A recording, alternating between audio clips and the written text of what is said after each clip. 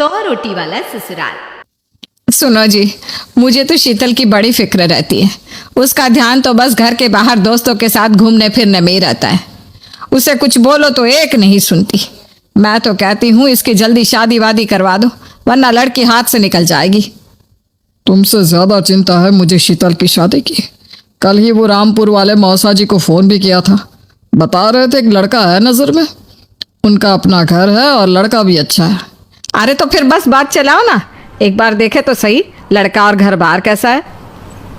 कौन से लड़की की बात चल रही है यहाँ? तुम्हारी शादी की बात चल रही है बेटी।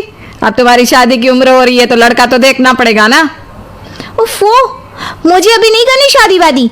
ये तो मेरे खेलने कूदने के दिन है। बहुत खेल कूद ली तुम, अब घर के काम धाम सीखने की कोशिश करो, समझी? ससुराल जाकर हमारी नाक मत कटवा देना। सब्जी काटनी तो आती नहीं इसको, तो नाक ही कटवाएगी। अरे मैं इसे शादी तक अच्छे से सब सिखा दूंगी। आप तो बस उस लड़के से इसकी शादी के बाद चलवाओ। कुछ दिनों बाद कुणाल और उसकी माँ शीतल को देखने घर आते हैं। कुणाल दिखने में बड़ा ही स्मार्ट होता है, शीतल तो उसे देखती ही रह जाती है।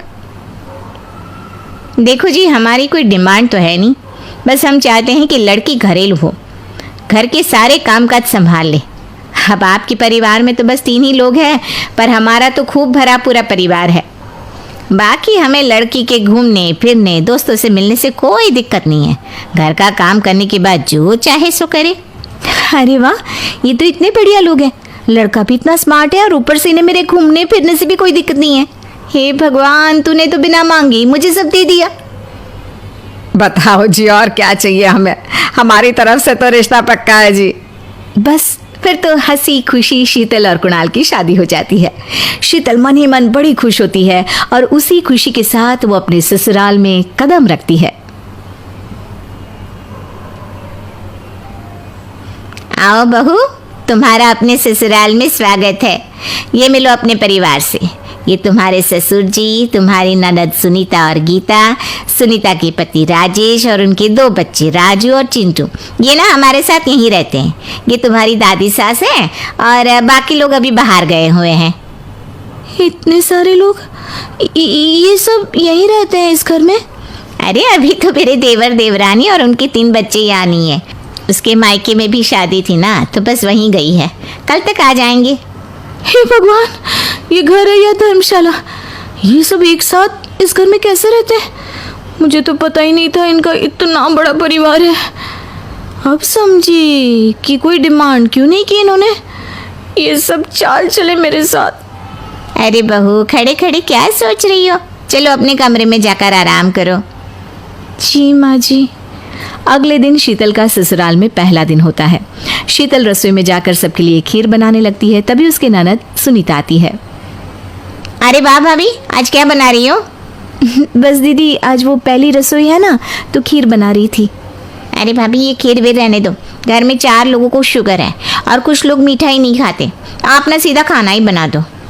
क्या फ़र्क पड़ता है मीठा बने या नमकीन, बस बहू के हाथ की पहली रसोई होनी चाहिए ना। जी दीदी, तो फिर मैं खाना ही बना देती हूँ। आप बता दो खाने में क्या बनेगा? बस सिंपल सी कोई सब्जी बना दो, जैसे आलू गोभी या आलू मटर, और उसके साथ रोटियां सेक दो। हमारे परिवार में अब तुम्हें मिलाकर पूरे 20 लोग हो गए हैं। 15 बड़े और 5 बच्चे। बड़ों की 6 और बच्चों की 2 के हिसाब से रोटी बना देना। चलो मैं चलती हूँ, सब देख लेना। हाँ, बड़ों की 6 रोटी मतलब कि 15 लोगों की 90 रोटियाँ, और बच्चों की 2 रोटी मतलब 5 बच्चों की 10 रोटियाँ। 90 और 10 मतलब कुल मिलाकर 100 रोटियाँ। हाय, मैं तो मर गई। 100 रोटी अकेले कैसे बनाऊंगी?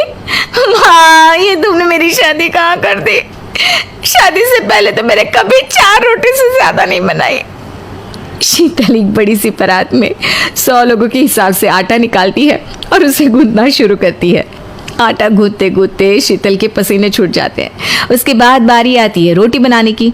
शीतल एक एक करके रोटी बनाना शुरू करती है और 10 रोटी बनाते ही अपनी कमर पकड़ लेती है। हाय, मैं मर गई। मेरी कमर टूट गई खड़े खड़े, और ऊपर से इतनी गर्मी।